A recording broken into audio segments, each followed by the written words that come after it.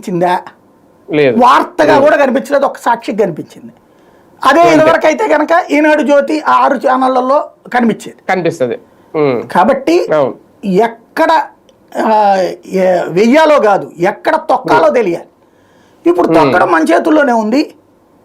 అరే పవన్ కళ్యాణ్ లాంటి మహా ఏది పబ్లిక్ ఫిగర్నే ఆ రోజున 18 తర్వాత వివేదించినప్పుడు రాష్ట్ర వ్యాప్తంగా 3 చోట్ల ర్యాలీలు చేస్తే కవరేజ్ కూడా లేదు, కనీసం స్క్రోలింగ్ కూడా లేకుండా చేయగలిగాం.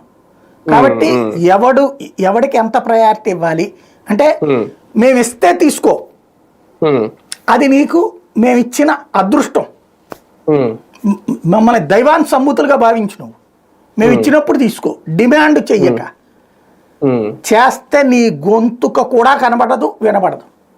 కానీ తిరుగుబాటుగా చూడడానికి లేదా? ప్రభుత్వం మీద తిరుగుబాటు మొదలైంది ప్రజల్లోంచి. ఎందుకంటే సచివాలయంలో హెల్త్ సెక్రటరీలు కూడా రేపు 20వ తేదీలోపు మాకు ఏదో విషయం తేల్చకపోతే వాళ్ళు కూడా ధర్నా చేస్తామనేది ఒక హెచ్చరిక కూడా ఇచ్చారు. నడుస్తాయండి అన్ని పట్టి